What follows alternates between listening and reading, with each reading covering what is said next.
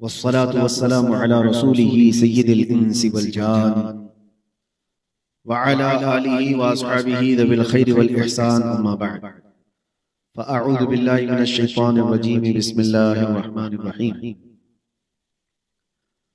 क़ुल इन कुन्तुम तुहिब्बूनल्लाह फत्तबिऊनी युहब्बिबकुमुल्लाहु व यग़फिर लकुम ज़ुनूबकुम वल्लाहु गफ़ूरुर रहीम। सदक़ल्लाहु मौलाना अज़ीम व बल्लगना रसूलुहुन नबियुल अमीनुल मतीनुल मुख्तारुल करीम व नहनु अला ज़ालिका मिनश शाहिदीन व शाकिरीन वल्हम्दुलिल्लाहि रब्बिल आलमीन। बारगाह रिसालत मुआज़ सल्लल्लाहु अलैहि वसल्लम में एक बार दुरूद पाक का हदिया पेश करें।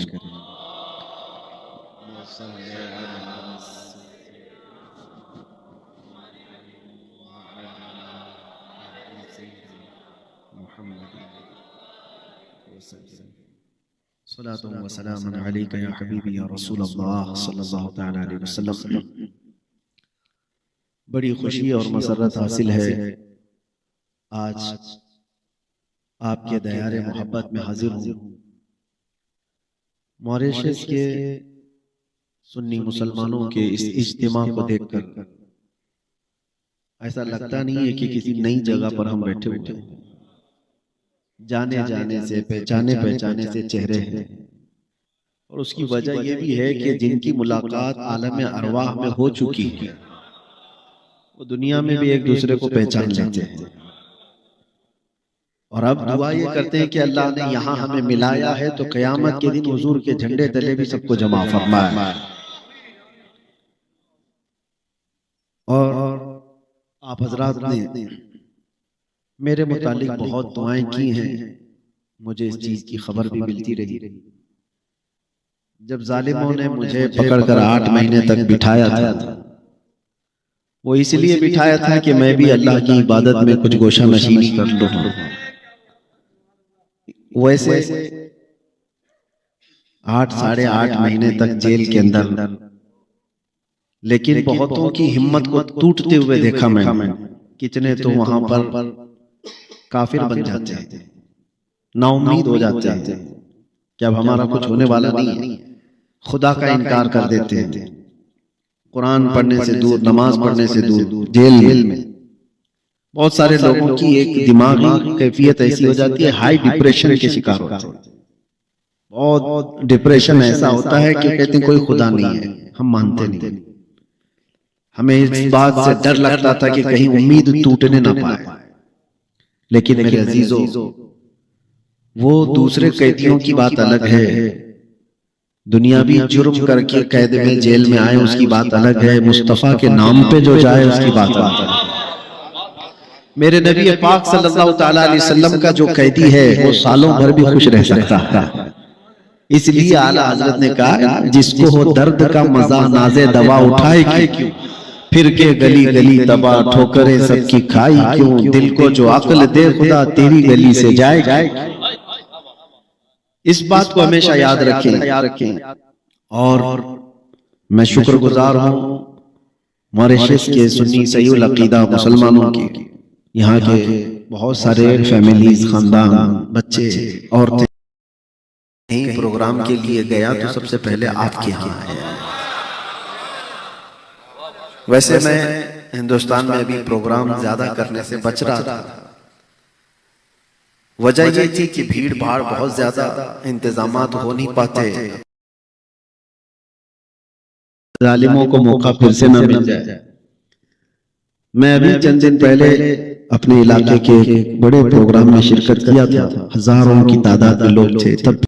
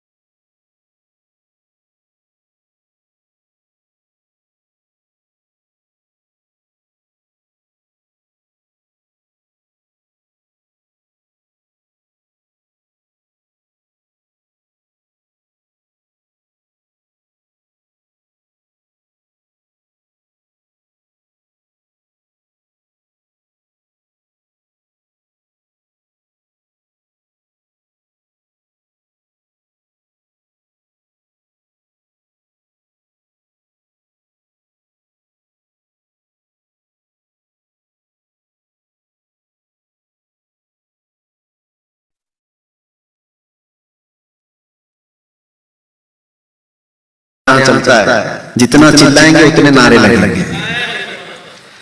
यहाँ के लोग साइलेंट मिजाज हैं, समझना चाहते हैं तो हम उसी अंदाज से गुफ्तगू करते हैं। बहरहाल अल्लाह तबारक व तआला आपकी अकीदे की हिफाजत फरमाए, जब तक रहे अल्लाह ताला सुन्नियत पर और इश्क़ रसूल पर जिंदा रखे।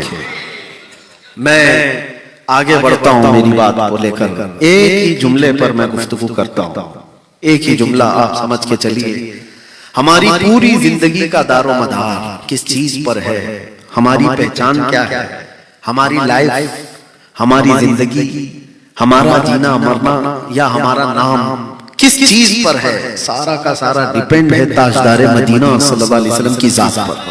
वो जो न थे तो, याद है आप लोगों को, वो जो न थे तो और वो जो न हो तो, ये जुमला बस इसको याद रखें।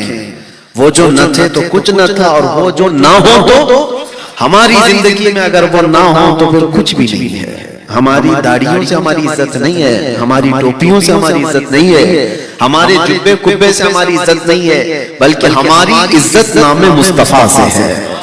अल्लामा इकबाल ने कहा है, अल्लामा इकबाल ने कहा है, आबरूए मां ज़नाम मुस्तफा अस्त, हम सब की इज्जत और आबरू मुस्तफा के नाम से वाबस्ता है। अगर वो नाम हट गया तो फिर कुछ भी नहीं है, कुछ भी नहीं है। जिसको आला हज़रत क्या कहते हैं, वो जो न थे तो कुछ न था, वो जो न हो तो कुछ न हो। जान है वो जहान की और जान है तो जहान है, जान है तो जहान है। आपको एक बात याद रखना चाहिए, पूरी जहान की जान को कहा गया है, पूरे दुनिया की जान है वो, और हमारी जान कैसे ना हो। और कुरान कहता है अन्नबिय्यु औला बिल मुमिनीन मिन अनफुसिहिम, कुरान में अल्लाह फरमाता है नबी मोमिनों से उनकी जान से ज्यादा करीब है। जान से ज्यादा चीज क्या हो सकती है, करीब। लेकिन कुरान कह रहा है कि नबी तुम्हारी जान से ज्यादा करीब है।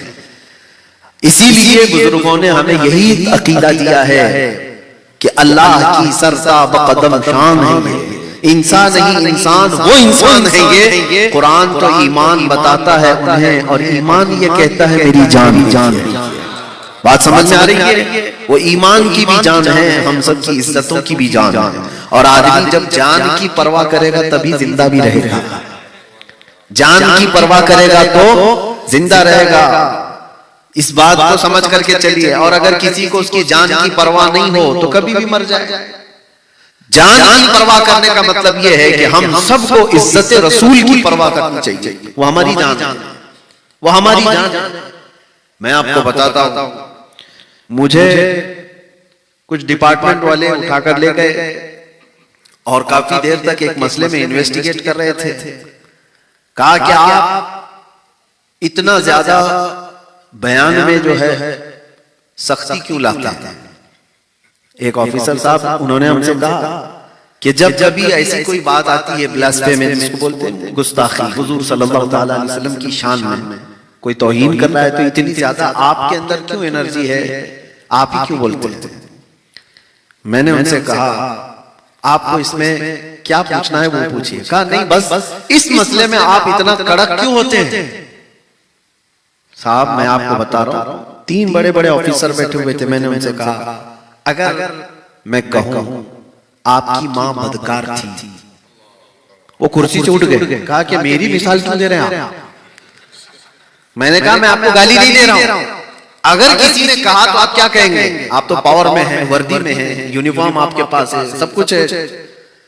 तो कहा नहीं ये तो बर्दाश्त नहीं होगा कि कोई माँ के बारे में बोले, लेकिन मुफ्ती साहब आप एग्जाम्पल मेरे ऊपर ही क्यों दे रहे हो, मेरी माँ को ही क्यों बोल रहे हो। कहा मैं कुछ भी नहीं, आपकी माँ को भी नहीं कह रहा, नहीं कहूंगा, लेकिन एक बात याद रखिए आपको अपनी माँ के बारे में सुनना भी बर्दाश्त नहीं, और हम करोड़ों माओं से ज्यादा अपने नबी से मोहब्बत करते हैं। हमारे लिए हमारे नबी पाक सल्लल्लाहु ताला अलैहि वसल्लम की मोहब्बत हजारों नहीं करोड़ों माओं से बढ़ करके है। जिसने हमें माँ की इज्जत बताई है, जिसने हमें माँ की मोहब्बत सिखाई है, उस रसूल के खिलाफ हम सुन करके कैसे गवारा कर सकते हैं। और आज ये पॉइंट समझ करके चलना, हम जिंदा हैं या मुर्दा हैं कैसे पता चले। इमाम गजाली रहमतुल्लाह तआला अलैह फरमाते हैं जब आदमी उम्मत मुस्लिमा जिंदा है या मुर्दा है पता करना हो तो उनके नबी के बारे में उनसे बात करके देखो। हुजूर पाक सल्लल्लाहु अलैहि वसल्लम की बात करते हैं, चेहरा खिल जाता है, वो जिंदा है, वो जिंदा है। हुजूर पाक सल्लल्लाहु तआला अलैहि वसल्लम की बातों पर उसके चेहरे पर कोई असर ही नहीं आता, तो मुर्दा है। वो जी तो रहा है लेकिन वो मुर्दा है, इसलिए कि जान को जब भी आदमी कोई टच करता है तो उसके अंदर हरकत तो होती ही। एक मरे हुए आदमी को आप 1000 वाट का करंट भी लगाओ, क्या होने वाला है? कुछ होगा। जिंदे आदमी को 5 वाट का भी थोड़ा सा झटका लगाओ, फिर देखो कैसे होता है। क्यों? जान है तो हरकत हो जाएगी, करंट थोड़ा सा लगेगा, हरकत हो जाएगी। और मुर्दा आदमी को हजारों वाट का करंट भी लगाओ, कुछ नहीं होगा, ज्यादा काला हो जाएगा और काला हो जाएगा। ये बात याद रखो, जिंदों की महफिल में हुजूर पाक सल्लल्लाहु तआला अलैहि वसल्लम का नाम लेते ही जो हरकत आती है, ये तुम्हारी जिंदगी की अलामत है। आपने देखा हमारा मिजाज क्या है? आपके यहाँ मिजाज है या नहीं पता नहीं, लेकिन सुन्नी सही अकीदा हर मोहल्ले में हर जगह पर अगर हुजूर का नाम लिया जाए, अशहदु अन्ना मुहम्मदुर रसूलुल्लाह सल्लल्लाहु अलैहि वसल्लम, आप अंगूठे चूमते हैं? अंगूठे चूमते हैं आप? मैंने हुजूर का नाम लिया, आपने अंगूठे चूम कर क्या किया? आंखों से लगा। क्या मैंने इसका डायरेक्शन दिया था आपको? उसका ऑर्डर किया था? कोई इशारे में बोला था? मैंने हुजूर का नाम लिया, आपने अंगूठे चूमे और लगा लिया। किसने बोला? ये हाथ जो है, देखो आप इंसान की फितरत में है, कभी गाने बजते हैं तो खुद ब खुद हाथ हिलने लगते हैं कुछ लोगों के, धुन और म्यूजिक आए तो हाथ पैर हिलने लगते हैं। इंसान की फितरत में कुछ चीजें ऐसी गैर इख्तियारी है, इख्तियार से नहीं करता, वो नेचुरल है। इसी तरह से सुन्नियों के नेचर में है, हुजूर का नाम आते ही उसके अंगूठे खुद ब खुद चले जाते हैं। ये हुजूर की मोहब्बत जो अंदर मौजूद है वो उससे वो करवाती है। ये सब मैं आपको जो बातें बता रहा हूँ, ये जिंदगी के बाकी होने की अलामतें हैं, और इसी वजह से हम आपके साथ बयान भी कर रहे हैं, खिताब भी कर रहे हैं। अगर यहाँ जिंदे ना होते तो हम बयान भी क्यों करते? मुर्दा लोगों में हम क्या बयान करें? जहां पर हुजूर पाक सल्लल्लाहु तआला अलैहि वसल्लम के नामे पाक को लेकर के आए काए है, तो मैं वहां जाता ही नहीं। और दूसरी एक खास बात, मेरी इमेज आज जिस तरह से बनाई गई है हमारे मुल्क में, खास तौर पर एक प्रोपेगेंडा के तौर पर खास तौर पर बनाया गया कि एक कट्टरवादी है, भड़काऊ भाषण देता है, प्रोवोक करता है, जो भी है, ये सब बातों को लेकर के बहुत सारे मुसलमानों में भी थोड़ा सा डर रहता है कि पता नहीं मुफ्ती साहब इनके साथ बैठूंगा तो कल मुझे भी केस ना हो जाए, पुलिस मुझे भी ना उठा ले जाए। बहुत सारे लोग बचना भी चाहते हैं। ऐसे में मॉरिशस के शमीम साहब हैं, तैमुल्ला साहब हैं, कारी साहब हैं, इन सब से मैं भी यही पूछा था, आप लोगों को डर नहीं लगता कि मुझसे थोड़ा बहुत जो लोग रिजर्व रहना चाहते हैं, दूर रहते हैं, आप कैसे बुला रहे हैं, वो भी इस मुल्क में आप रहते हैं? तो उन्होंने यही कहा कि आपसे हमारी मोहब्बत आपके चेहरे से नहीं है, हुजूर पाक की निस्बत से है। अल्लाह के नबी सल्लल्लाहु तआला अलैहि वसल्लम की मोहब्बत की वजह से है। और इस जुर्म में अगर हमको कोई सजा होती है तो उस सजा की मजा ही अलग है। मेरे अजीजों, एक बात याद रखो, हर आदमी आज कंफर्ट जोन में जीना चाहता है। कंफर्ट जोन का मतलब ये है कि वो कोई भी थोड़ा सा स्ट्रगल नहीं चाहता। तो फिर मैं कहता हूं, अगर जरा बराबर भी स्ट्रगल नहीं करना है, मुसीबत नहीं देखना है, तो करबला की दास्तान सुनना छोड़ दो। गौस पाक की करामतें बयान तो होती हैं, उनकी स्ट्रगल वाली लाइफ सुनना छोड़ दो। गरीब नवाज का सफर सुनना छोड़ दो। कोई जिंदगी ऐसी नहीं है बुजुर्गों की जिन्होंने स्ट्रगल ना किया हो। दीन इस्लाम हमेशा कुर्बानियां मांगता है, और जो सिर्फ हलवा पराठे वाला दीन लेके चलना चाहता है वो तो कभी भी डावाडोल होगा। हालात जब इधर के हो जाएंगे तो उधर के हो जाएगा। इसीलिए हमेशा अपने आप को इस बात के लिए तैयार रखो, मेरे दीन इस्लाम पर चलने के वजह से पहले तो अल्लाह की बारगाह में दुआ करें कि मौला कभी मुझे आजमाइश में मत डाल, मैं इम्तिहान के काबिल नहीं हूं, मेरा इम्तिहान मत ले। लेकिन अगर इम्तिहान की घड़ी आ गई तो अल्लाह मुझे हर मुसीबत पर सब्र करने की तौफीक देते।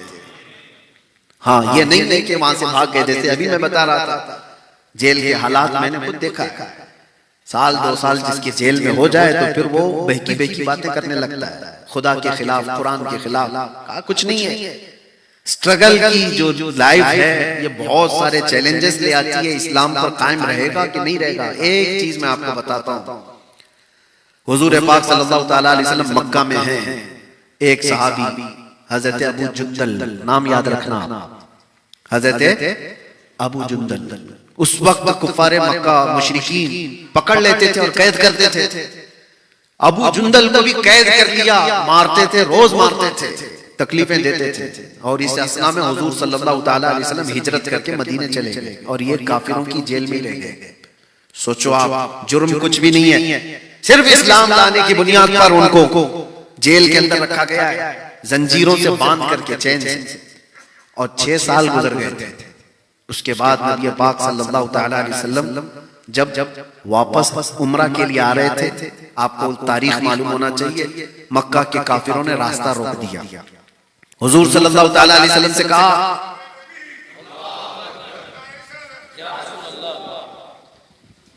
नारे तकबीर, नारे रिसालत, नारे तकबीर, नारे रिसालत, नारे रिसालत, उलमाए सुन्नत, उलमाए सुन्नत, ताजुल उलमा, ताजुल उलमा, ताजुल उलमा।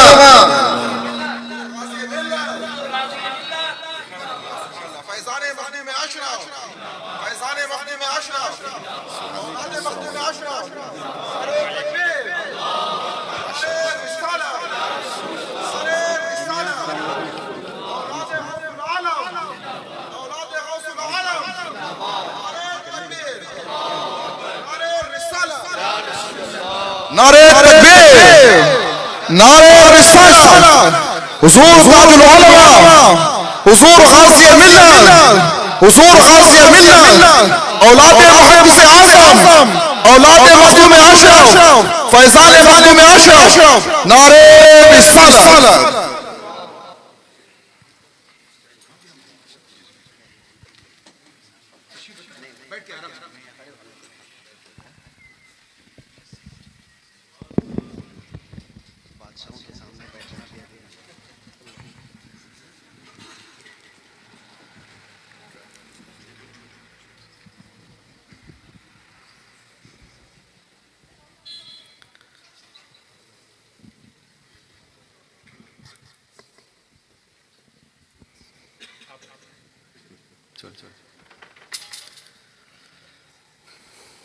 एक बार दुरूद पाक पढ़ लेते हैं। अल्लाहुम्मा सल्ली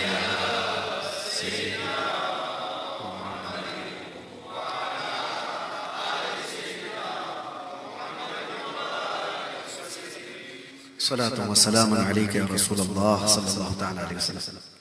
अब मैं आपको नजर ना भी आऊं तो चलेगा, असल चेहरे नजर आ रहे हैं, बस काफी है।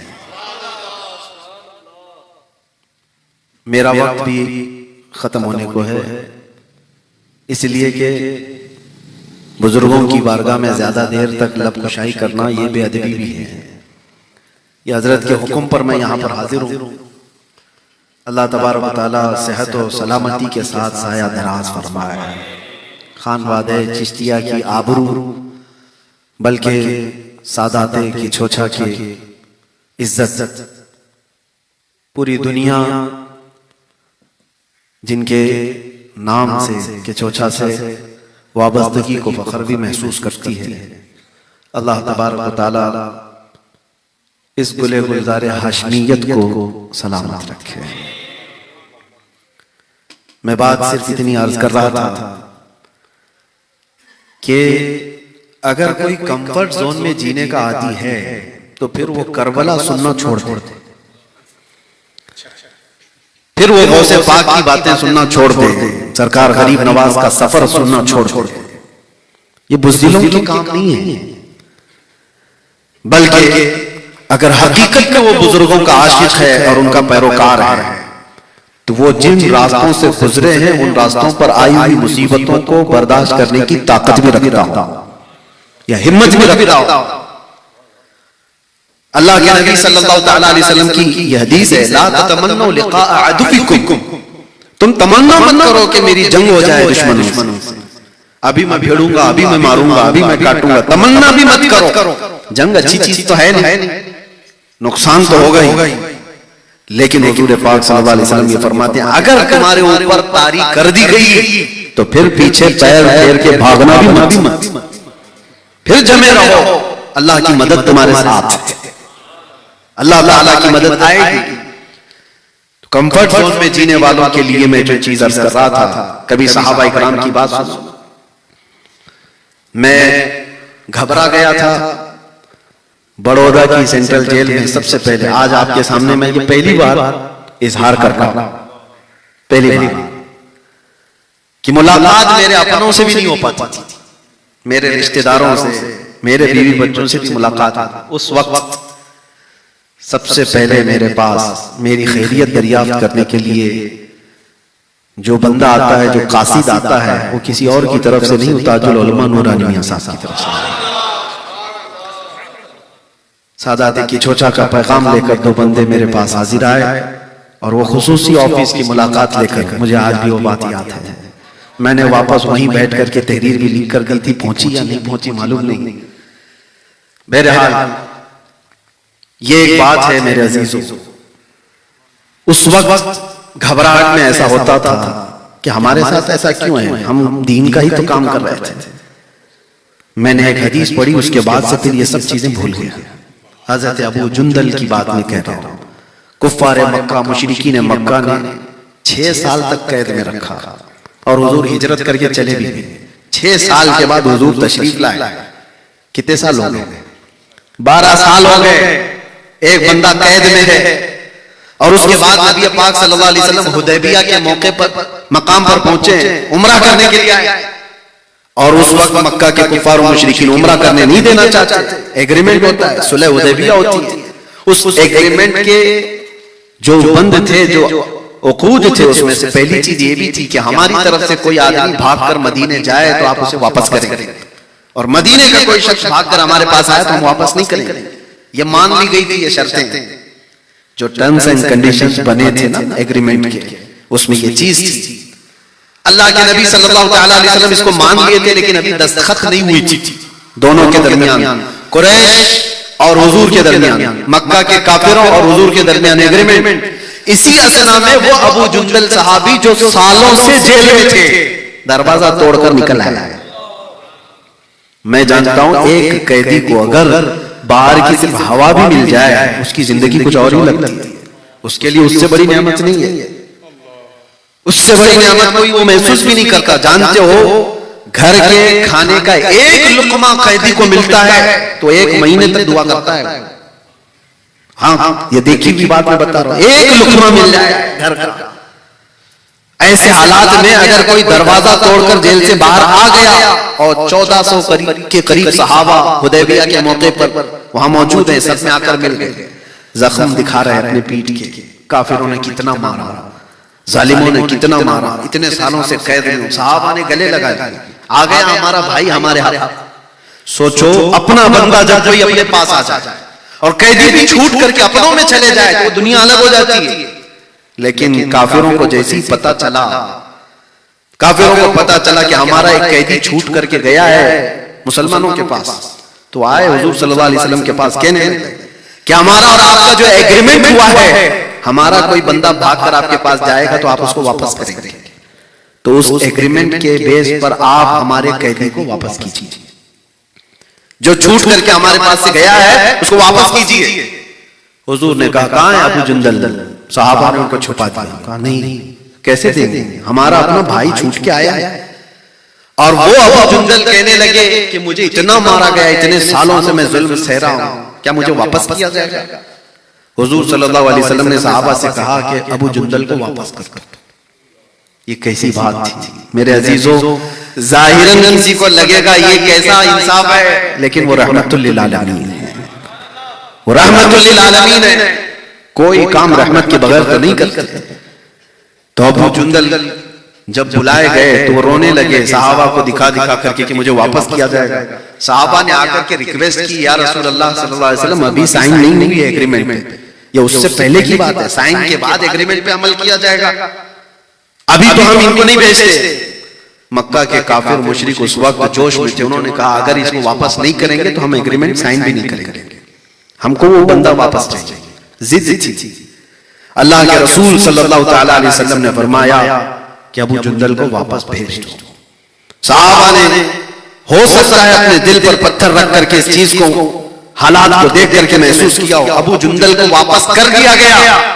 मैं ये सोचता था किसी बंदे को 12 साल के बाद हुजूर वापस कहे जेल में चले जाओ, वापस चले जाओ कैद में, ऐसा क्या हो सकता है? इस बर्दाश्त की ताकत कितनी होनी चाहिए उस बंदे के अंदर, कितना सहने की ताकत होनी चाहिए।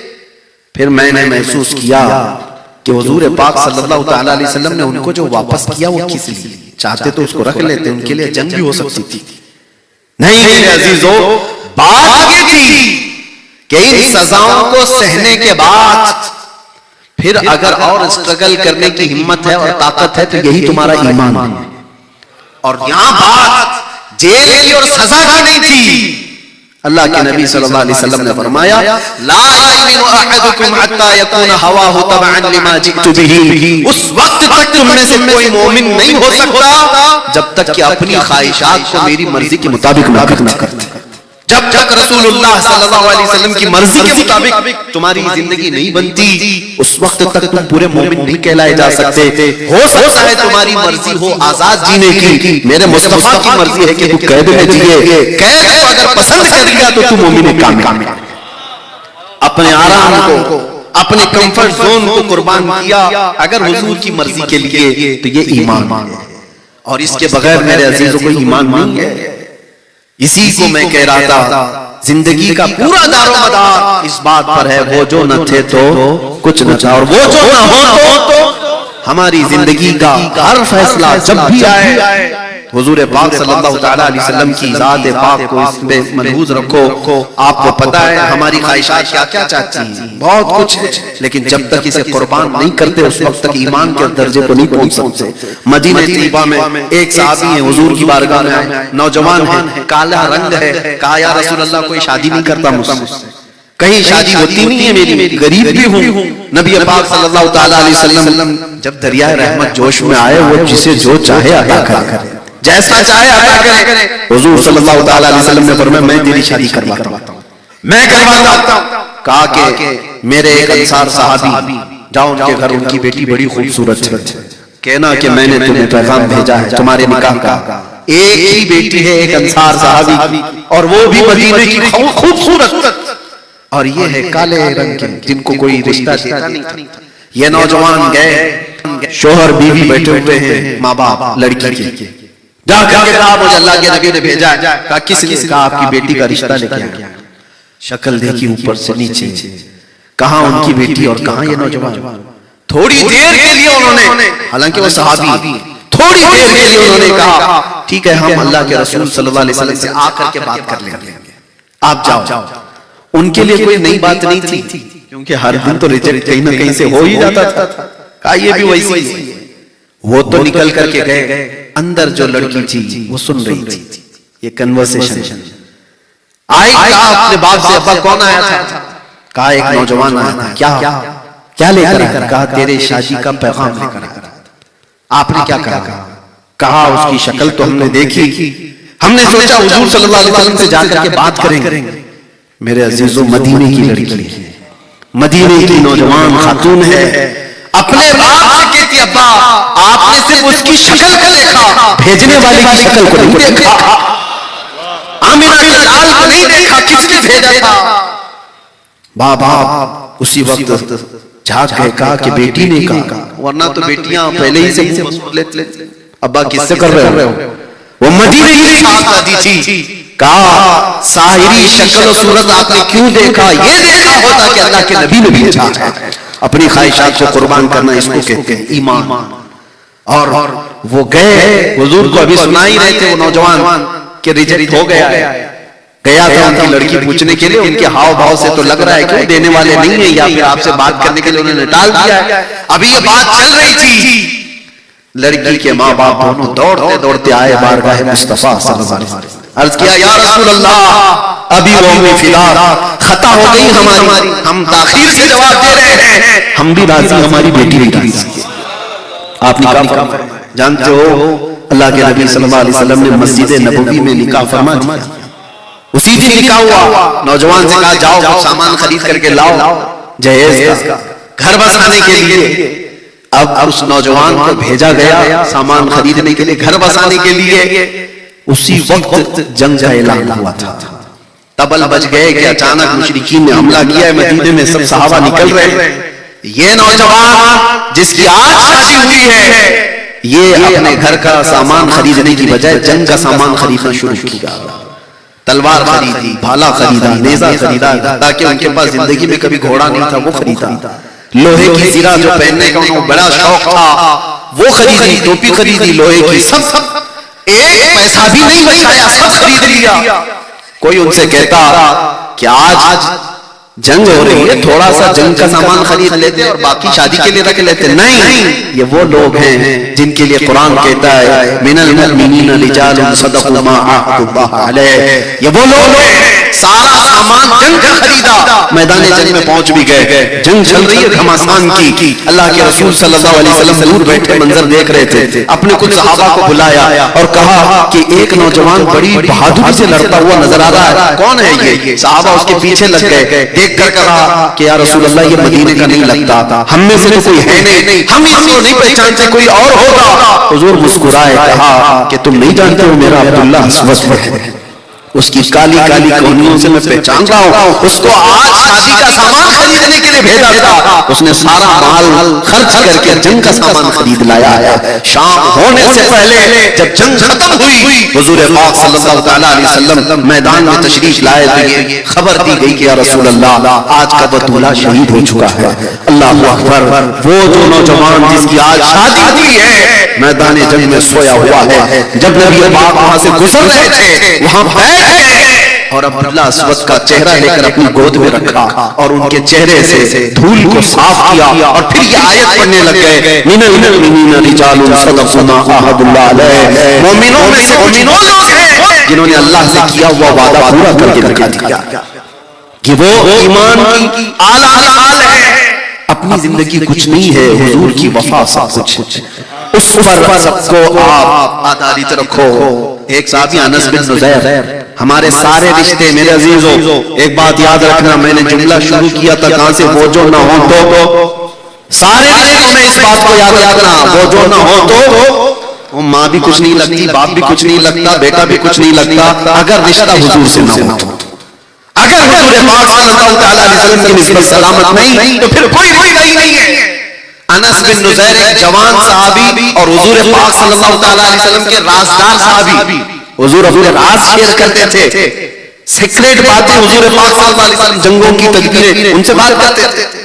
लेकिन होता है जवानी, अनस बिन नुज़ैर को बहुत ज्यादा इश्क था उनकी बीवी से।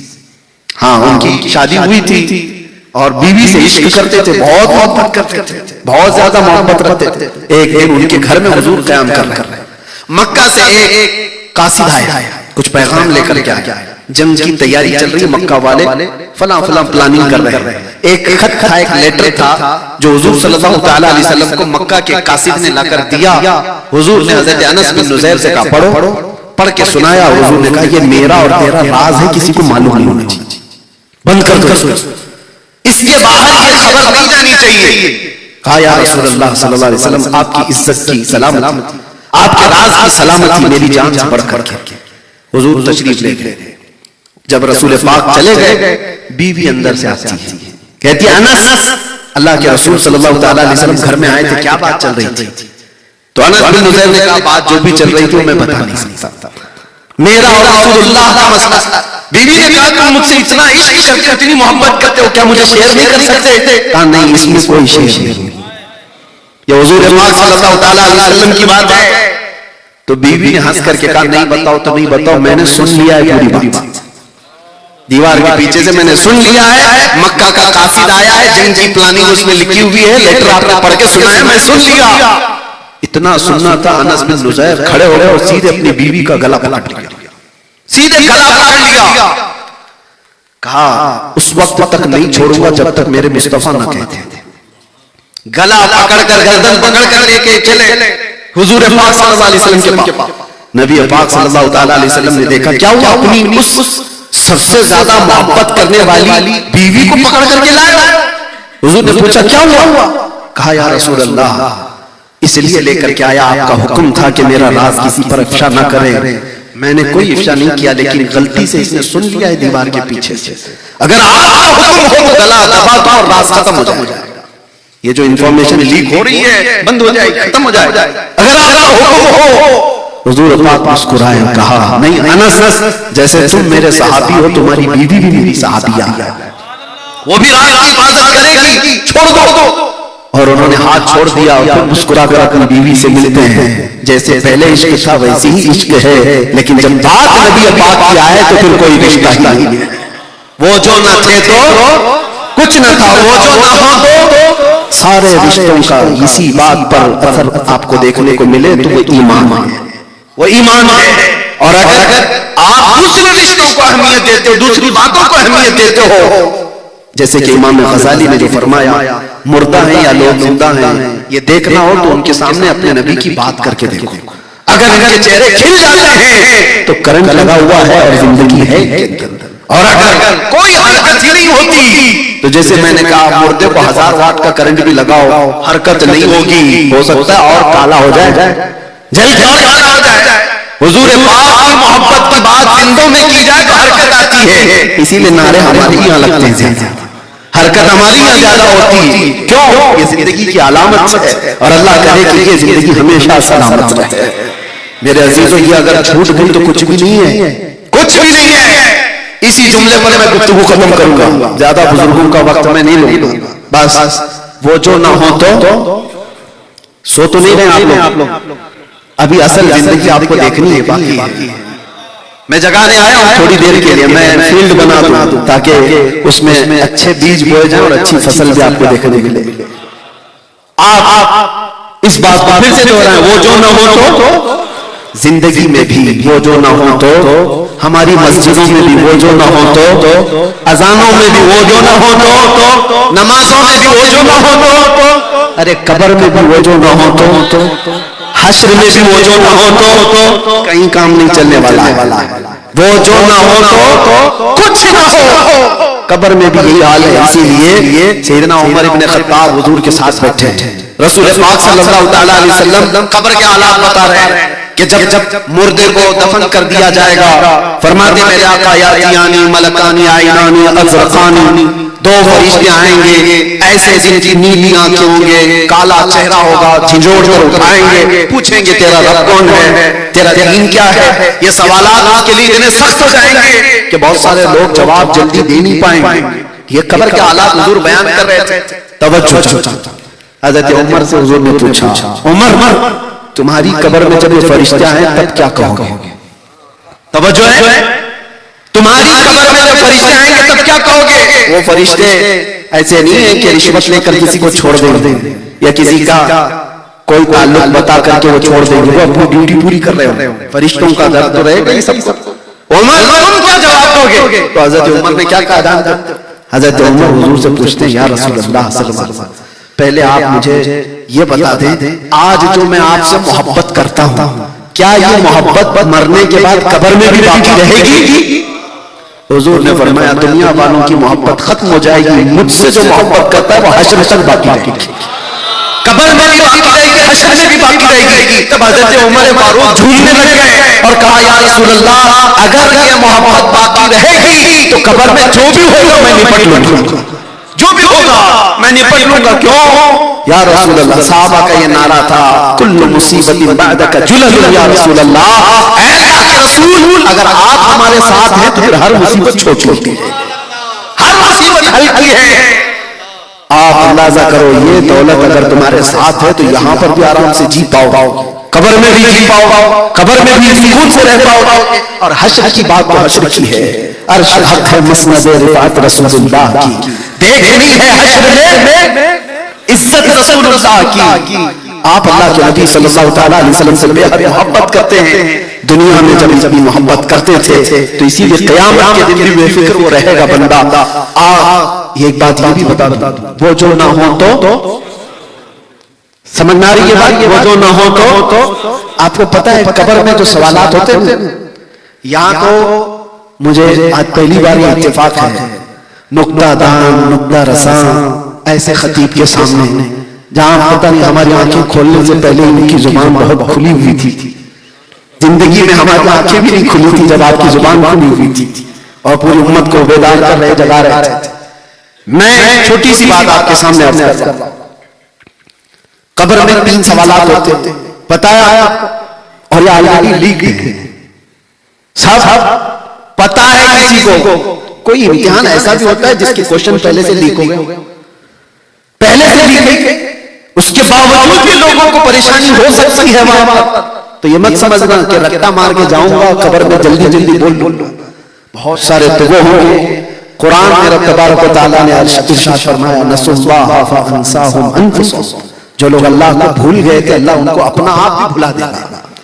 वो अपने आप नहीं पहचान पाएंगे मैं कौन हूं, अपना नाम भी भूल जाएंगे लोग, जो लोग अल्लाह को भूले हुए थे। खैर सवालात क्या है पता है ना, मन रब्बुका, तुम्हारा रब, जवाब दे सकते हैं तुम्हारा रब कौन, सवाल क्या है वो मुझे बताइए, मैं जवाब नहीं पूछ रहा हूं। क्या सवाल करने वाले फरिश्ते तुम्हारा रब कौन था पूछेंगे या कौन है? फिर से बोलिए, तुम्हारा रब, हाँ कब्र में यही पूछेंगे तुम्हारा रब कौन है। और दूसरा सवाल है माँ दीन का, तुम्हारा दीन क्या, ये नहीं पूछते तुम्हारा दीन क्या था, क्या पूछा जा रहा है, तुम्हारा रब कौन है और तुम्हारा दीन क्या है। ये 2 सवाल तो ठीक है, कब्र में हर एक से ही पूछा जा रहा है। तीसरा सवाल डिफरेंट, मां कुंत तकुलु फी हक़ हाज़ा रजुल, हुजूर को दिखा करके पूछेंगे इनके बारे में क्या कहता था। ये नहीं हम क्या कहता है, अरे पहले जैसे 2 सवाल आते, तेरा रब कौन है, तेरा दीन क्या है, और ये कौन है, इतना ही पूछ लेता। फरिश्ते इतना पूछ लेते हुजूर को दिखा करके कौन है। अरे वहां अच्छे बड़े बड़े रमजान को मान लेंगे जलजल को देख कर, लेकिन फरिश्तों को उससे मतलब नहीं, आप क्या कहता है इससे मतलब नहीं है। ये बता पहले क्या कहता था, जिंदगी में क्या कहता था, वो मतलब है। इसीलिए हुजूर पाक सल्लल्लाहु अलैहि वसल्लम को देखकर उस वक्त सबको पहचान लेंगे कौन है, लेकिन फरिश्तों को उस जवाब से मतलब नहीं। अगर उस वक्त फरिश्ते ये पूछते ये कौन है तो जवाब देता है अल्लाह के रसूल है। नहीं, फरिश्ते कहते बता तू दुनिया में क्या कहता था इनके बारे में। यही सवाल है जो हमारी पूरी सुन्नियत को खड़ा किया हुआ है। आशिक रसूल पर कहेगा ऐ फरिश्तों ये कौन है तुम पूछ रहे हो या ये पूछ रहे हो इनके बारे में क्या कहता था।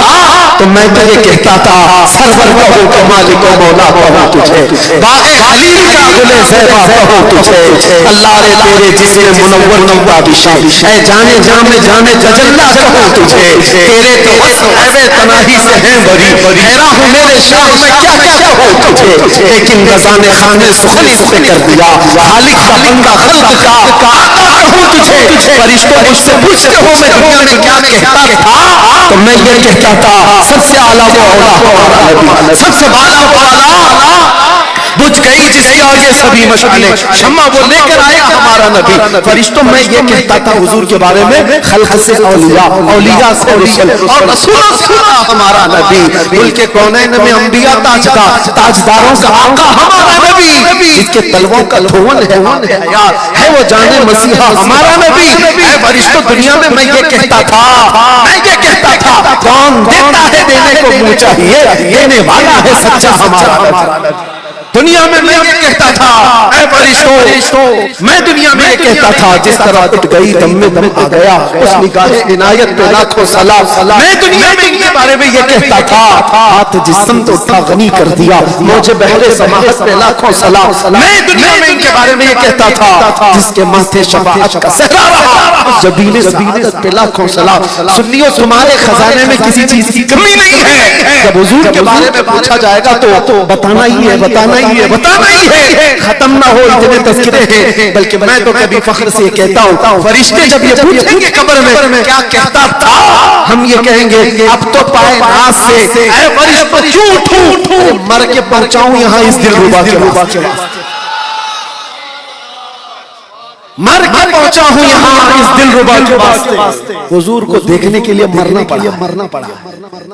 बस मेरी गुफ्तगू आज की खत्म है। वो जो न थे तो और वो जो न हो तो इस बात को लेकर के चलो पूरी जिंदगी में। और अपने बच्चों को अगर कोई सही चीज दे सकते हो दुनिया में तो टॉयज का गिफ्ट नहीं और बड़े बड़े घर जायदाद का गिफ्ट नहीं। मैंने देखा है, अभी 2 दिन पहले की बात मैं आपको बताऊं, मेरे पास एक साहब आए, करोड़ों की जायदाद है और 3 बेटे हैं, जिसमें से 2 बेटे बाप पर केस किए हुए।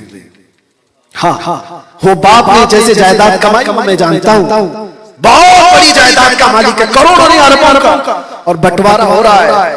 और उसमें तीनों बेटों को बाप ने बांट के भी दिया। एक एक बेटे के हिस्से में मैं नहीं जानता 100 करोड़ से भी ज्यादा की जायदाद आई। उसके बावजूद थोड़ी सी अनहोनी क्या हुई, बाप को कोर्ट में घसीट लिया। एक और केस 1 महीने पहले, एक बाप पेशाब की थैली लगाया हुआ है और डायलिसिस भी उसका, डायलिसिस से 2.5 साल से जूझ रहा है और पेशाब की थैली लेकर के वो मौजूद है। 5 बेटे और 3 बेटियां कुछ है। ये मसला हमारे पास भी आया और बाप मरने के करीब है, करोड़ों की जायदाद इसकी भी है। 2 बेटियां और 1 बेटा मिल करके बाप को कोर्ट लेके गए रजिस्ट्रेशन के लिए। वो पेशाब की थैली पकड़ के कोर्ट में घूम रहा है रजिस्ट्रार के पास कि इस बेटे को इतना लिखवाना, इस बेटे को। बाप की हिम्मत देख करके बाद में पता चला कि मजबूरन उसको टॉर्चर करके बेटे लेकर के गए। अभी क्या सवाल करके दो, मर जाओगे कल तो फिर झगड़े हो जाएंगे। पेशाब की थैली पकड़ा हुआ अपने बेटों की जायदाद लिखवाने घूम रहा है। मैं ये बात कहना चाहता हूँ, तुम जितना भी दे दो दुनिया की जायदादें, औलाद कभी खुश नहीं हो सकती। अगर सबसे बड़ा गिफ्ट कुछ दे सकते हो, इश्क़े मुस्तफा की दौलत दे। एक बार अपने नबी पाक की मोहब्बत इनके सीने में डालो, फिर दुनिया कुछ भी ना दो, तुम्हारे बिस्तर पर सोने के वक्त भी ये तुम्हारी औलाद सर झुकाकर तुम्हारे सामने खड़ी रहेगी। तुम अल्लाह के नबी की मोहब्बत इनके सीने में डालो, अल्लाह ताला तुम्हारी मोहब्बत इनके दिलों में डालता है। अल्लाह करीम कहने सुनने से ज्यादा अमल की तौफीक अता फरमाए और रब तबारक व तआला इस जलसे पाक को हमारे लिए नजात का जरिया बनाए और हुजूर गाजी मिल्लत, हुजूर ताजुल उलमा, इन तमाम बुजुर्गों का साया दराज फरमाए। इनके लबहाए नाज से निकले हुए अल्फाज से उम्मत को अल्लाह नफा अता फरमाए। व आखिर दावाना अल्हम्दुलिल्लाहि रब्बिल आलमीन। अस्सलाम वालेकुम।